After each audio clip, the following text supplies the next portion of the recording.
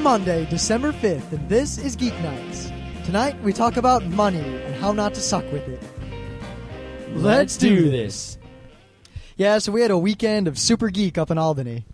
Super Geek. Played all them board games. Yeah, well, we didn't play Moiterer. Yeah, and turns out Moiterer looks like it could have been the most fun. We played a bad board game, and we feel sorry for our friend who bought it. Yeah, it always kind of hurts when you buy something and then you're not going to use it, or someone buys you something and you don't want it. It's kind of an Yeah.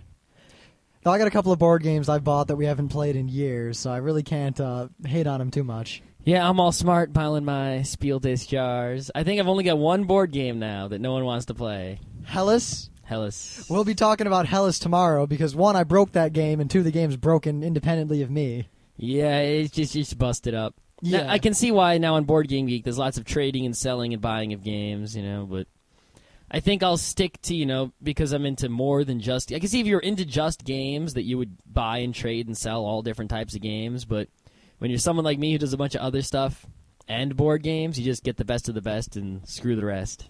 Yeah, pretty much. Yeah. So I didn't go to work today. Oh, yeah, I noticed, because I woke up, and I was about to go through my normal morning routine, and then I heard a grumbly noise, and lo and behold, you're home. Yeah, it's like, some people live maybe, a half hour from work, so if they wake up, a little bit late, they can still go to work late. I show up to work anytime between 7 and, 11. Yeah, I wake up at 5:30 in the morning, and if I wake up at 7 or later... I might as well not go to work because the train ride, I'd get to work, I'd be there for about 3 hours and take another train ride home, and it's not worth it at all. It's easier to just work from home. I guess it's good, though. It forces you to wake up. I mean, I know I can lay in bed another hour, and I often do, and then I have to stay at work another hour. Yeah, I only messed up a couple times, and sometimes I've gotten that 7:26 train, and... I think you're just a little illin'. You seem kind of tired. We were trying to watch a ninja movie up in Albany, but you kept falling asleep. Well, because I would have made it if I would have sat up, but I laid down and that was it. This ninja movie was fantastic. We'll have to talk about it. All right, Not today. I only saw barely any of it, so I can't really talk too much. I think we'll have to do a whole podcast on bad ninja movies because we have several. But anyway, during my day at home today, I made an awesome little demo combining some technologies. Okay. I take it you use Canvas? I used the little Firefox canvas, and I combined it. Well, it's not the Firefox canvas. It's the HTML canvas element. And I combined it with the AJAX, XHTML, HTTP request, whatever the hell it's called thing. So I can lively update a drawing surface on a web page from a web application without reloading or anything. Did you draw a penis? No, but I should. The point is that what I can basically do using this technology is if I spend more than a couple hours on it, is I can make an MMO in 3D in a web browser that requires no downloading, no installing, and no plugins. Not bad, because we've always been bouncing around that idea of an awesome MMO.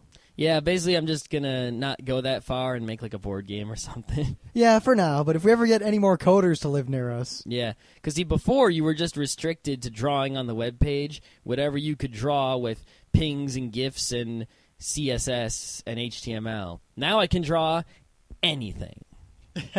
So it's like, oh yeah. My day was great. I had to set up a secondary DNS server somewhere, and I discovered that the routing path between my network and the network where the real DNS server is blocking DNS traffic specifically, and only DNS traffic, thus preventing me from doing my job. Wait, but if you block DNS traffic, right, and the DNS traffic on the blocked side, if the DNS server on the blocked side goes down, won't they lose DNS? They don't get DNS where I am anyway, because it's blocked. Oh, so there is no DNS server in there. No, it's my own private network that I'm using to build some cool thing I can't really talk about. But I have to deal with people who don't particularly care if I complete my job. It's awesome. Totally awesome. I just found it great that they blocked only that. The one thing I needed. Everything else is fine.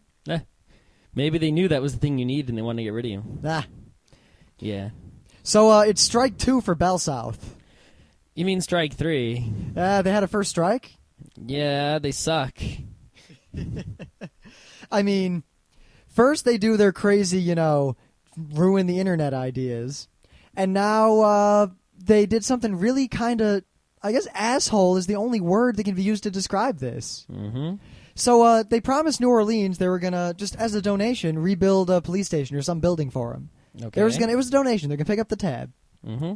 Independent of that, New Orleans is offering all the flood victims free Wi-Fi. They're trying to build a Wi-Fi network to get people back in touch since the phone lines are all still down.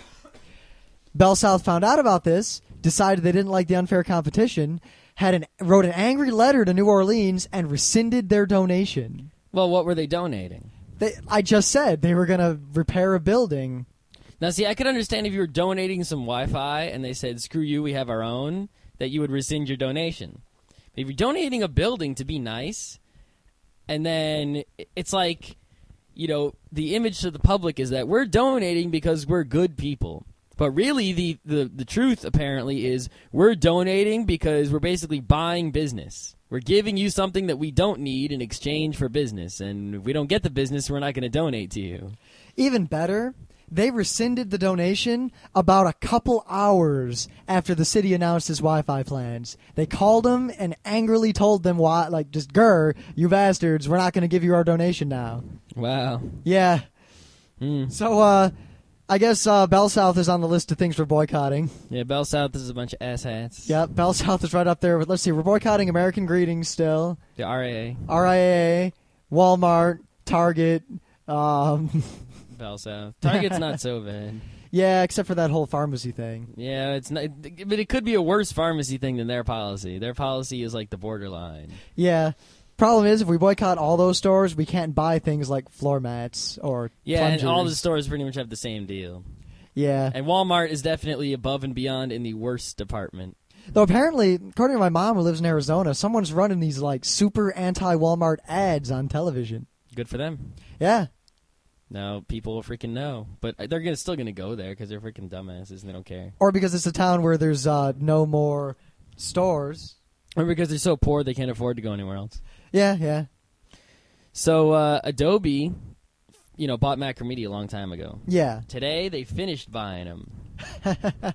So now if you go to MacromediA.com, you see the red A up in the top left, and it's kind of scary. Great. So what's Flash called now? It's still called Macromedia Flash, but we can look forward to in the future is a single plug-in type thing that encompasses the HTML and the PDFs and the Flash and everything into one. One plugin to rule them all, and in the darkness bind them. And you can look forward to, getting Photoshop and Flash in, a bundle and stuff like that. I think we can look forward to paying more money, too. You're definitely going to be looking forward to paying more money, because this company basically, there's basically 3 categories of software that I see, four. There's 4 categories of software in terms of price. There's open source free stuff. There's the little cheapy bits, you buy $5 at, Staples, right? $50 at Staples. Then there's the big packages like Adobe and Macromedia and stuff. And then there's the enterprise stuff, which doesn't have a price. Because it's like Oracle, you pay $1 zillion, doesn't matter. Adobe pretty much now has a monopoly on that 3rd level of software. Yep, and they seem to buy up things that are in the category down and then put them in that high category and run the old company out of business. Yep, that's always... See, because one way to put these guys out of business is, Photoshop. You have the GIMP. The GIMP is free, but Photoshop is like $500. Yeah. The GIMP can almost do everything Photoshop does. There's no free Flash. Yeah. A lot of people, what they do is they make a program that does almost everything or everything that Photoshop does, and it's as good as the 3rd level software, but it only costs them a little bit, and they sell it on the 2nd level. So Adobe, of course, goes around and buys them up. And Yep. I don't know if any of you remember a program called Cool Edit. Yeah, there were a bunch of other ones, too. Yeah. Yeah. It was an awesome, awesome program. It was cheap, and it did a good job of manipulating audio. They bought it, and they're selling the same product for almost an order of magnitude more money. Mm-hmm.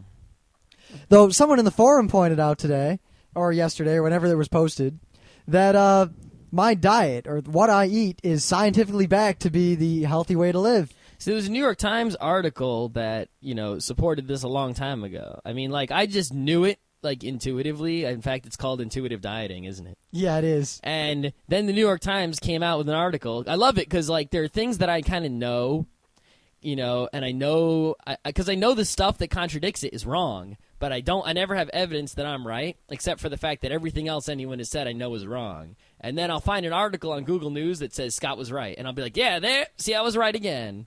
And it happened in the New York Times, but now it happened again, double plus. Yep. Basically, all the studies say is that the best way to be healthy and to not be obese and or to lose weight is to eat everything you crave whenever you crave it. And if you're not hungry, don't eat. Yeah, I'm pretty confident that anyone who's not fat because of genetic reasons or glandular problems is simply they eat when they're not hungry. Or actually, a lot of people really, really underestimate the number of calories they eat.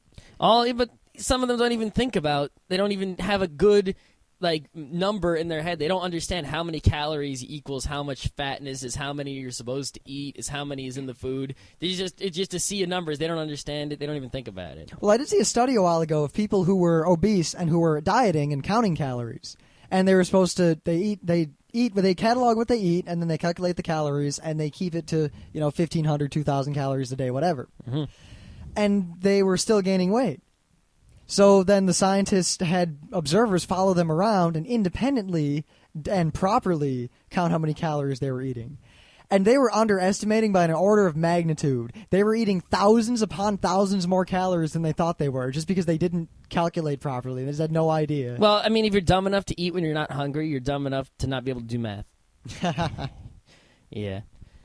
I don't know. I was always, because I knew that, my whole life I've been eating all kinds of crap foods. I never ate healthy foods. I ate like steaks and chocolates and whatever the hell. I never thought about health food, and health food always tasted bad, and I said, screw that crap. See, I just eat whatever I crave. I mean, when I was a kid, I craved Dr. Pepper, and I drank, 8 or 9 cans a day. Yeah.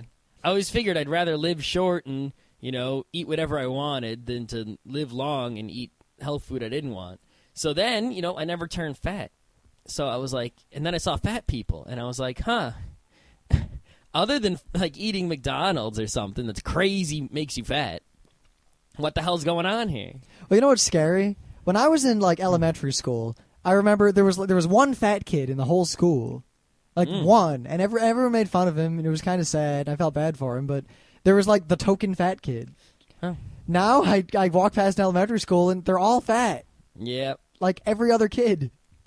I don't know. I see when I was in elementary school, there was one kid who was large, but he was genetically large. Like, we could sit on his lap, he was so large. And there was another kid who was fat, but he wasn't fat like blob ew fat. He was like a big guy, like, hey, what's up? Hey. Jolly kind of fat. There weren't any really slobbily fat guys in my school. But, in high school, there were a few of them that walked around the building. I guess I'm not from a big, fat area. But I see these people in the street. I see them all over the place. I got to get by them in the tiny hallways in the factory at work. Yeah, there are no fat. Is there any fat people at my work? I don't think we really hire fat people. You hired the chain chomp. Oh, that's an old lady. I think she's been there for a long time. Yeah, she has scary teeth. That's what we call it, the chain chomp.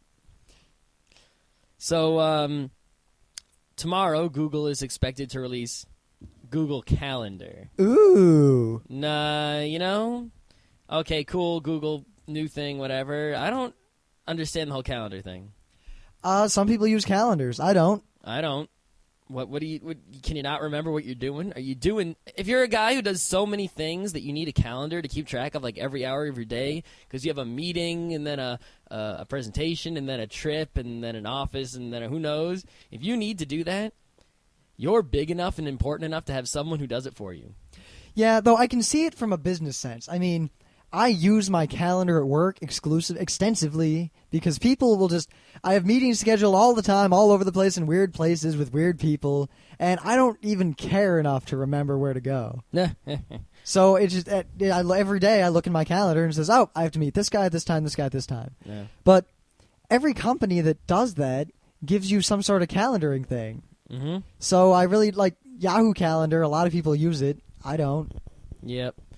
I mean, I could see a calendar. The only use I would have for a calendar is some sort of event notification, a page I could go to look at that would say, here are the things that are. I could click on a day or a time, and it would tell me if there's anything cool happening. So, like, I could turn on my BlackBerry and be like, is there anything cool I can go to right now? Here's where I'm at. And it would say, yeah, there's a cool happening you might like over here. But I don't need a whole calendar application for that.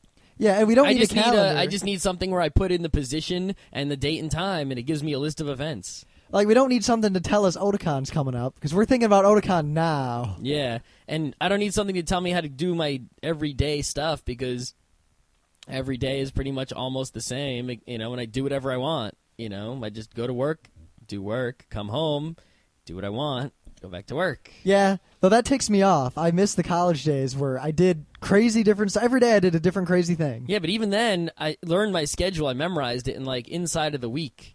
And then 9 weeks I had it memorized. I didn't need to keep it Yeah, but, on like, me. every day was different, and it was real easy to skip classes. Oh, yeah. I can't skip work. But, I don't know. Why can't people remember what they're supposed to do? I don't know. Maybe the life hackers should help them out.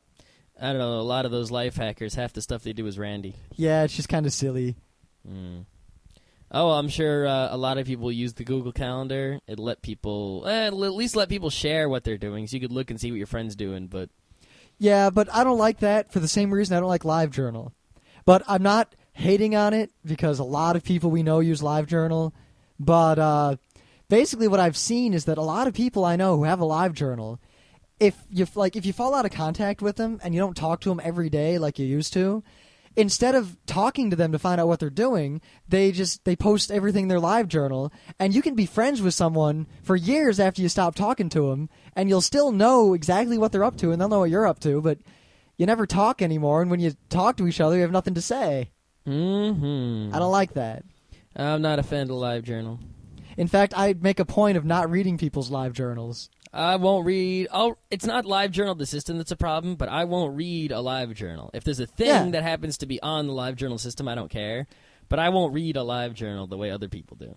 Though actually, it leads to a lot of interesting conversations. I call a friend I haven't talked to in a long time, like, hey, what's up? And they say, oh, read my LiveJournal. And I say, I don't. What have you been up to? And then they talk to me for an hour instead of just, I don't know, hanging up.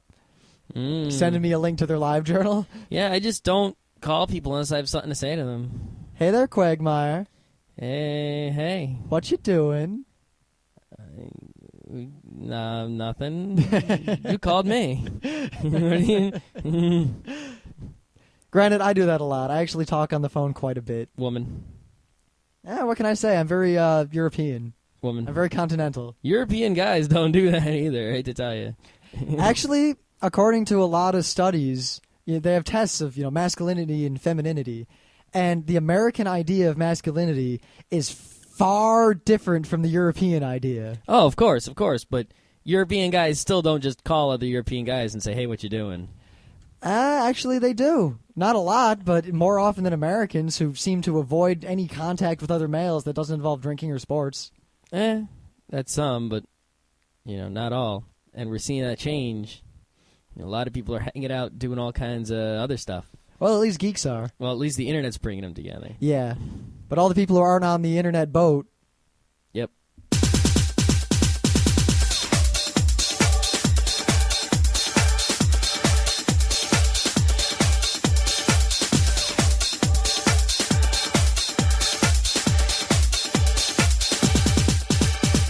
All right. So my thing of the day, I found this last week, and I've been keeping it until now. I found this video of a dancing puppet skeleton. It's some good puppeting. It's just a little puppet, and it's really, really emotive and realistic. And the funniest part is when he looks into the little donation hat and doesn't see any money in there and starts crying. And then some lady gives him some money, and then he's a little dance, and he goes, woo! There's really not much more I can say about it. It's awesome. Follow the link. All right, my thing of the day. So, remember you were looking for some slippers recently. I was. You were complaining that every store only had one type of slipper. Yeah, every store had like 50 million kinds of slippers for women, and in the men's section they have one ugly moccasin-looking thing. Yeah. You finally found some, though. Yeah, I paid too much. Actually, no, I didn't find some. No? My girlfriend's father gave me some. Oh. That he happened to have lying around. Awesome. But, well, if you would have waited until today, you would have found out that That company that makes the Cthulhu plushie toys No way. has a little Cthulhu plushie slipper. H.P. Lovecraft is spinning in his grave. Tentacles to keep your feet warm. How much are they? $30. That's pretty badass. Oh, it's out of stock. Great. I guess our thing of the expected day that. didn't beat Fark Slashdot, whoever the hell found it before we did. Yeah.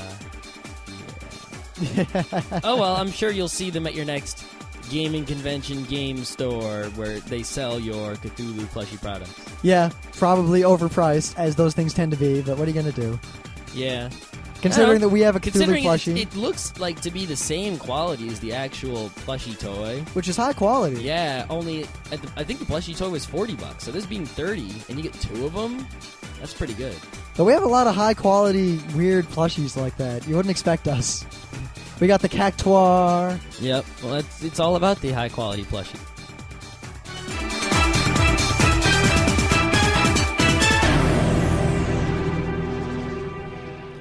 So, moving on to our main bit, It's time for another edition of how not to suck. How Not to Suck at Money! Oh, the greens, the gold, the platinums, The doubloons? the rupees. Cha-ching! Yeah, so Scott found an article that he'll talk about in a minute, and basically we discovered that despite the fact that, from my perception, I piss money away on stupid things on a regular basis. Man, I buy freaking every video game I see. I just head down to the city on a train like all the time and eat food out constantly. I drive places when I know it'd be cheaper to take a train or vice versa and buy food, just blah. Yeah, I know that vending machine's a ripoff, but I don't care. We had 2 expensive dinners in 2 days over the weekend. And I'm still just fine. Yep. But apparently a lot of people really, really suck at dealing with money. Just about everybody. So I read this article. I think it was Business Week or some other one of those magazines. I don't really remember because I didn't go to work today where it was in the bathroom. Yeah, you found it in the bathroom. Found it in the bathroom. They replaced the nice Forza magazine with the Ferraris in it. I'm kind of upset. But anyway, hey, we're talking about how, people are having a hard time these days with debt. They go to school, they get these student loans, then they have to pay $200, $300 a month. Their jobs don't pay so much. Their jobs pay more than ours. And these people, it said that the average credit card debt for people between the ages of 24 and 34 or 25 and 35 or something around there was $5,400. Good God. Now, they gave examples of people. And the first example was a lady who made 30-year-old lady who made $60,000 a year. She had to pay $300 a month for student loans. Her loan was the same size as mine, but mine is $200 a month. But I'll be paid off before I'm 30 if I just make the payments and don't do anything else. Yeah. Right? And it was like, if you get a master's degree, you're screwed even more, but, not so much. And somehow her making, 33% more money than me. And my money plus 50% is how much she makes. And then paying less, about the same amount for student loans and things. She has $5,400 of credit card debt. Where'd that come from? Yeah. Like, what do people spend their money on? I buy stupid crap. I buy anime and just garbage constantly, and I still have plenty of money, and I make far less money than these people. Yeah. Well, number one rule, how not to suck with money. Don't live above the means. Yep. Too many people, they decide on what their level of living is. They say, I am a person who lives in a house with 4 bedrooms and a 2-car garage and 2 SUVs, regardless of how much money they make. If you do it that way, unless you happen to be making more money than that, then you're in a big pooper. Yeah. You got to look at how much money you make and then decide how well you're going to live, based on the money. If you only make 30 G's, you got to live a 30 G lifestyle or else you're going to be poor real soon. Plus, just poor decisions in general. Like, say you want an Xbox 360.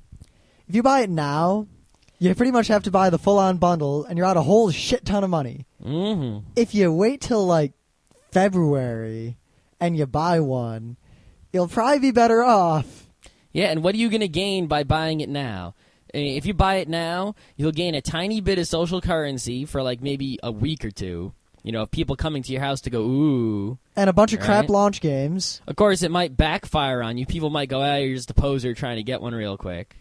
You know, what are you really paying? If you buy it on eBay for $1,000, what is that really doing for you? I mean, you know how many were sold on eBay? You're paying $800, maybe $600 more than, what the thing normally costs or what you could buy it for, in a couple months from now. Thousands are you getting and thousands of them. $600 or $800 worth of stuff out of that?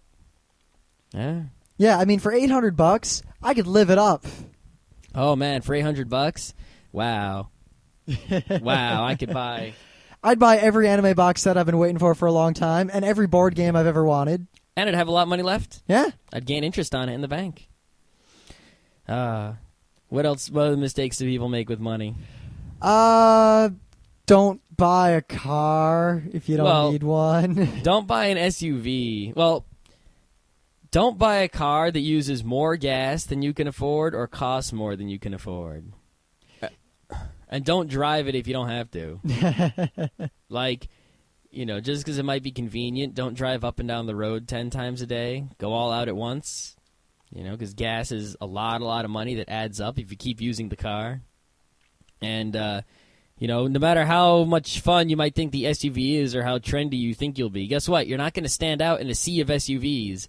It's cheaper to buy a freaking Ford Mustang sports car and more fuel efficient than to buy a Ford Explorer. You can get a freaking Lotus Elise for not that much money. Yeah, you can get a Lotus Elise, is 40 G's. A Ford Explorer, I think, is 40 G's or maybe 30. But it's only like $5,000 to $10,000 more. But you'll save that money in gas in a year if you use the car frequently because the Lotus has just a Toyota Celica engine and it weighs nothing. It uses barely any gas, it goes really fast, and you can turn on a dime. You can't take anything with you besides you and maybe a passenger or maybe you and a grocery. And it has more space in it than the freaking MR2 Spider. Yeah, and if you got a big family, you can get a minivan, even though you'll be uncool. Yeah, okay, sure, you'll be slightly uncool. Is being cooler worth $10,000? I don't know. Yeah, I'll tell you what. I could buy a $10,000 worth of cool that wouldn't include a big car. Yeah, think about this. If you buy a minivan instead of an SUV, right, you can get all those fancy minivan features, like it has little TV players in there and stuff, right? You'll still save 10 G's. You can use the 10 G's to buy a projector in your house and a home theater, and then you'll be wicked cool. Like our friend Alex, he drives a minivan around, and we're always glad when he comes because we can all pile into it and go do geekery. Yeah. Don't be, a stupid fashion-type person buying, $300 jeans or anything. You pay for labels, you pay for cool, you're going to pay. Of course, one big thing you can do is, not have cable TV anymore. Yeah. That costs a lot of money. Cable TV does cost a lot of money. I mean, a lot of people have the family basic plan, which is still $40 a month, but anyone who gets more channels than that, I see people paying $100, $200 a month. It doesn't matter satellite or cable either. Yep. And they only watch maybe one or two channels, or they TiVo a bunch of stuff. You just get a Myth TV. You don't have to pay the TiVo bill. Yeah, and Netflix is less than $20 a month, and it's more movies than we'll ever have time to watch. And the other thing is, if you're not spending all your time watching TV, maybe you can spend your time doing other things and, maybe make some money or learn some skills that might get you a raise at your job or, Granted, I don't think many of our listeners watch much TV anyway. That's good, At least I would assume. Yeah. Though when we were kids, we watched a lot of TV. That's kind of why, Simpsons. I stopped watching TV when I got to college. Yeah. And that's kind of why podcasts are so great, is so I can still get some sort of push-programmed media, but it's interesting and targeted to me, and I don't have to actually stop doing what I'm doing on the computer to do it. Like, if I have to visit a web page, I have to stop working. Podcast goes right through work, simultaneous. I like it. TV, you can't do anything while you're watching TV. You can play Mario Kart. Yeah, but then you're not really getting the TV at all. You're just playing Mario Kart. Because there's so much to get ever since, every good show was canceled. Yeah. Well, The Simpsons is still going. Something else you can get rid of is your home telephone. Aha! Just go for the cell phone alone and don't have a phone line in your house. You don't need it. Yeah. Right, we haven't had a phone line since college, and that's just because they gave us one and we didn't pay for it. Sure, even if you had one, if you used it for years and years and years, it's only a slight pain in the ass to change it. You know, and then once you change it, you're changed. And now you can use your cell phone for everything. Yeah. Cell phone's definitely cheaper also for the long distance if you call anyone far away. No gouging. I don't think I've ever paid long distance on a phone ever. I've had a cell phone pretty much as long as I've used phones for things. In fact, my first cell phone was one of those giant bricks that lasted about 45 minutes if you actually tried to talk on it. My mom got it for me because she thought it would keep me secure or safe or something in case I ever got in a car accident.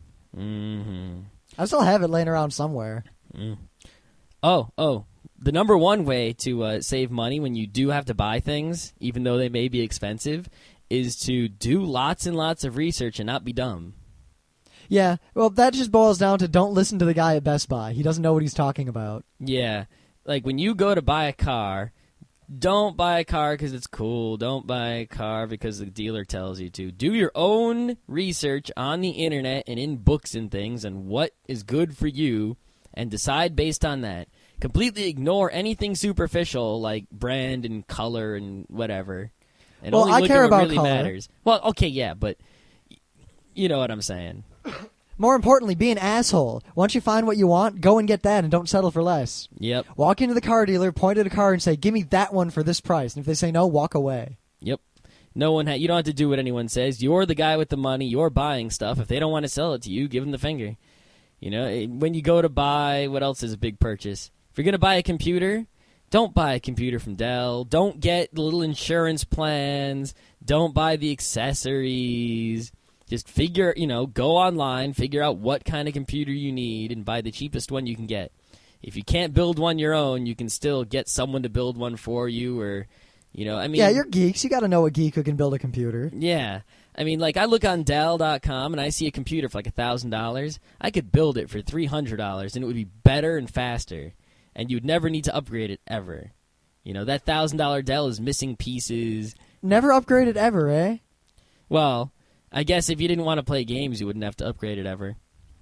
Granted, I'm still running a freaking Thunderbird Gigahertz. Yeah, see, there you go. Because the last game I cared about that came out was Counter-Strike. Oh, speaking of games, don't play a game with any sort of subscription service or get addicted to anything. Well, specifically MMOs. Yeah, well, God. MMOs are the games you can get addicted to. Don't do drugs either. Drugs will take away all your money. Yeah, remember the geek fable about Dwayne? Yeah. You don't want to be Dwayne. Yeah. Anything that addicts people. I mean, even like... Fark? Well, Fark doesn't cost money. Well, Yes, it does. Well, if you pay Fark costs money if you lose your job because all you do is read Fark. Yeah, well, don't pay for Fark. I guess if you're not paying for it, that's okay. A lot of people pay for Total Fark. Yeah, it's probably not a good idea. No. If you have trouble closing your web browser now, don't get Total Fark. You'll just sit there until you starve to death. See, here's a good example of when to know to pay for something and when not to. I played Puzzle Pirates when it was like beta and free, because they're free, and I like pirates. Yeah, it was a good game, too. And it had some fun puzzles in it. It wasn't like an MMO where you level up. It was just puzzles. All right, and money collection, but you can get money so easily it wasn't even like a contest. And then they said pay $50 for like 2-3 years. So I'm like, all right, $50 is what I usually pay for a video game, and I usually play a video game for maybe a year, if not even like a few months. All right, so $50 for 3 years, that's like a freaking deal. So I paid for it, and then it ran out, and I stopped playing long before it ran out, as I expected, and I stopped playing. If an MMO was like, pay $50 a year, I'd be like, no. Because the formula of that is addict you and take your money, take your money, take your money, take your money, take your money. Yep, they do that with Total Fark, too. Because I had Fark. I read Fark a lot, more than I should. I post on it a lot. And one day, someone sponsored me for Total Fark. Some Total Farker must have liked me enough or hated me enough to spend money to give me Total Fark for a month. Wow. Oh, my God. There were just a million. Basically, it was infinite entertainment, infinite news constantly. It was a sea of updating. So not only will that take away your job, and your money, it just ruin you. Yeah. Wow. Oh, really? Yeah, really. Lolcano? Yeah, don't spend your time making Photoshops when you're supposed to be working either. Yeah, quiet. I thought my Asian bird flu haha guy was hilarious. Maybe. Oh, another good way not to lose money is it's okay to have, like, a hobby, but don't get into a hobby that's like collecting expensive, useless things. I know a lot of people, where otherwise they're just perfectly good people, but like They have an infinite number of like PVC robots. Yeah, or they'll spend their time collecting comic books, and they'll go and they'll spend like $1,000 for a comic book. It's like, all right, I understand, collecting. You want to have a nice collection, and you like to show it off, and it makes you feel good. But when it comes to something like, a statue, well, you can just get the replica of the statue, or the thing that looks the same and does the same things, but isn't the original for much less. And no one will know or care except you. Just get over it, and you can save yourself a freaking fortune. Yeah. Or be like our friend Scott Johnson. Yeah, I mean, video games, some of them are good enough, you buy them on opening day. Like, they come out, and you buy it immediately, take it home, and you beat it. That's usually just because I have no other games left, and when a new one comes out, I can go get it. But most games, wait and buy them in the discount bin for like $5. Mm-hmm. Same with anime. Our friend Scott Johnson, every time we go to a convention, we all leave with, we go to the dealer's room, we buy crap. He'll leave with like 50 DVDs and a giant sack of crap. And then we ask him how much he spent, and it's almost nothing. Because he pretty much just rooted around in bargain bins and bought like yesterday's hotness. Yep. I mean, he gets, you look at the individual deals there, and it's like, get 5 for the price of 3, and you're like, all right. But when he keeps going around getting every single deal, starting from the best, going to like, like a limit. And then when you look at the sum total, it's like he got 60% off the total price of all the things. It's like, wow. Granted, the drawback of that is we were subjected to some bad anime as a result of him. Yeah. What was that one called? Oh, God. Super Atragon? Well, that was okay. It wasn't. It was definitely, I could have done without it. Yes. Wasn't a bad anime, though. Anyway. Don't give your money to homeless people on the street. Don't give your money to Scientologists. Yeah, don't join a cult. Don't give your money to wacky religion. Don't give your money to pretty much anything unless you're getting something out of it, or it's, a charity that's good. Yeah, like if you're going to give to a charity, give to like the Red Cross, Yep. but don't give to the United Way. Yeah. We'll get into that some other podcast, but Red Cross good, United Way bad. Yeah, they don't deserve your UNICEF money. okay. UNICEF's all right. If you're going to give money to like something like Child's Play, right? It's good to give to Child's Play or Red Cross, but don't give more than you got. Yeah. Like... Actually, the worst thing to give your money to is the Salvation Army. Yeah, Salvation Army, very bad. They spend most of their money on administrative garbage and paying their own employees, and they spend the rest buying various religious implements to convert people. Like, they'll go to a starving African village and bring Bibles instead of food. Mm-hmm. That's not cool. Not cool at all. And it has nothing to do with the fact that it's Christian. I mean, they could be bringing anything other than food, and I'd be equally pissed. Yep. Let's see. What other things do people spend their money on that's dumb? Yeah, do we want to just turn this into a list of things that are dumb to spend money on? Because that's pretty much everything. Yeah. Oh, well, here's a good thing. Don't get a loan for something that's just, like, stupid. Okay, great advice there. Well, a lot of people, they go and, like, they've already got a loan here and they've already got a mortgage there, and, and then they want to make, like, addition to their house, so they get another loan. Just leave without the freaking addition. You can't afford it. You've already got a loan. Or maybe you can afford it, and then you get it. It's just live within your means. It's that simple. Yeah. But specifically with loans, because they have the big interest, if you get a lot of money, you want to pay off that, the loan real quick, faster if, than it's supposed to be, so you don't pay a crap ton of interest. A lot of times they'll trick you with those payments, and a lot of people aren't quick enough to realize, oh, the interest adds up to like, $5,000 over time. Well, the worst thing you can do are, like, there are loans, and then there are negative amortization loans, and then there are balloon loans. And basically, these are loans, well, you'll owe more at the end than you did at the start. Mm-hmm. Loans where you have a low monthly payment, and then after 2 years, you suddenly owe a one-time payment of like $20,000. Yep. Because you weren't paying down the interest. Mm-hmm. Money-making schemes are all BS, but you know that. Yeah, if anyone says, you can get rich quick this way. Oh, that's obvious. Don't fall for a money-making scheme. But we've had a lot of fairly smart friends put money into stupid things. Mm-hmm. I fell for a money-making scheme in middle school once. Oh, really? Well, it was this contest to win a bunch of games called Pandemonium, Uh-huh. and they put an advertisement in the video game magazine that showed like a giant TV and every video game system and a giant stereo, and it looked freaking out, and a satellite dish and everything. And all you had to do to enter the contest was send in this little puzzle that was in the magazine, and it was the simplest puzzle ever. And I said, all right, I sent it in. It was free. Then they sent me a thing back and said, fill out this puzzle and send us $1. And I said, and they're like, there are 5 puzzles. And I calculated the increase in difficulty of the puzzle, that this one wasn't so much more difficult than the previous one. So I'm like, all right, it's only $1. If the next one sucks, I won't send it again, right? What's it going to cost, $5? Yeah. The next one came, and these people were so good, and I was such an impressionable middle school kid, that it was harder, and I felt like it was harder, but I was smart enough to figure it out because I was a smart guy, and it was $5. So I'm like, $5, whatever, who cares? All right? But I didn't have anything to spend $5 on in those days except like a pack of Magic cards, which were also a ripoff. Right? It wasn't waste any money. So it was either waste money there or waste money somewhere else. So they sent me the 4th one, which was really freaking hard, but I finally got it after like many hours and help from people. And they said send $10. So I'm like, there's only one more. How much could the last one be? Was the last one $100? No, it wasn't.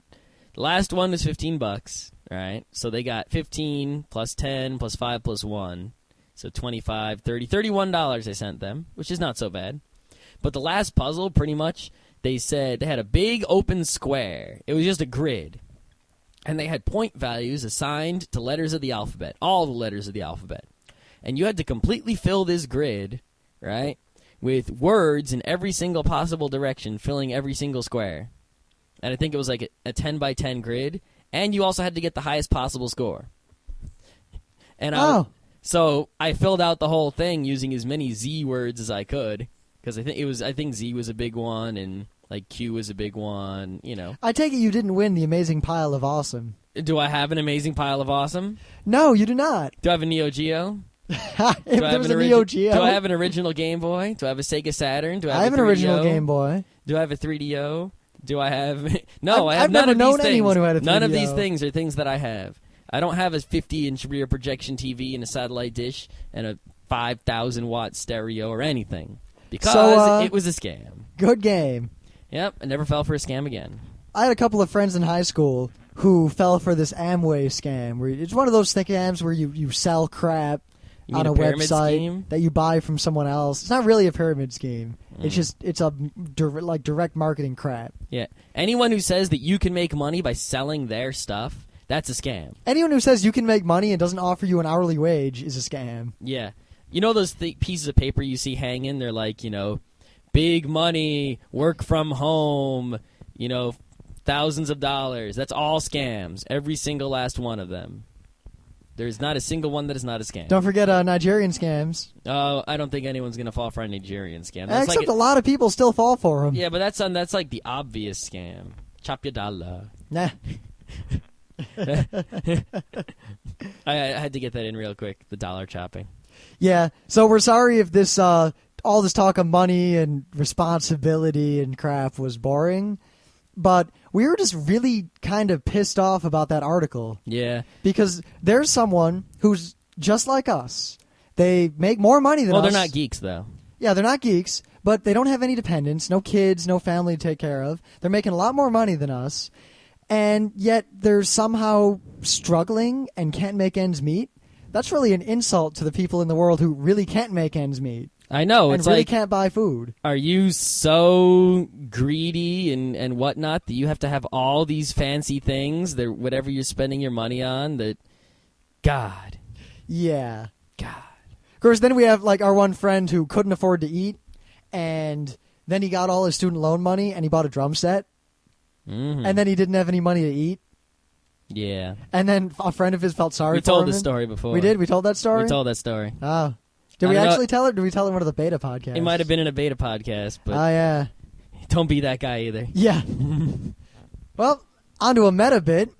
We do have a bunch of old, terrible podcasts that we might publish someday if you guys want to hear them. Yeah. Like when we decided to do a podcast and we took this crap Logitech like microphone and stuck it in the middle of the room and we all sat on opposite sides of the room. It sounds like everyone else's podcast who doesn't have a mixer or anything fancy. Completely unedited. We screw up a lot.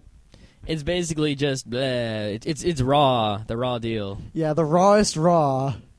Raw, like meat. Nah. That's uncooked. Remember the raw meat analogy that went too far? Huh? No, there was like a raw steak analogy I used for something. No, I don't remember that at all. Oh, okay. Oh, remember it was about arguing? Like, oh, I'm trying to cook this steak. You don't let me finish. Then I throw this raw steak at you. Yeah, people who can't make analogies shouldn't. Yeah. Yeah. Don't make an analogy book if you don't... Whatever. God damn it. I tried to tie that into money and I fucked up. Yeah, don't worry. Tomorrow will be all good because it's gaming day and we got a lot of gaming to talk about. Oh, we got so much gaming it might float over to next week. Yeah, I had to really check myself from talking about the gaming today. Oh, yeah. Oh, yeah. We played some games. We got some... we're going to talk about tomorrow. I look forward to us talking about the card game Verrater. Yep, and Moiterer. Moiterer, well, we still have to play that, so we'll probably talk about that again. But we at least know how it works. We can talk about definitely the know how it mechanics. works. We got Hellas. Hellas, which I hate it. I'm uh, undefeated at it. I still hate it. is Tower of Babel. Yep, These are all German games so far. I got Mario and Luigi. Oh, Mario and Luigi. What other video? We have another video game that came? No new video game yet. Oh, I guess that's the new video game is Mario and Luigi. It's not Superstar Saga. It's Partners in Time, which I didn't play at all today because I was home from work. Huh? Get some playing tomorrow on the train. All right.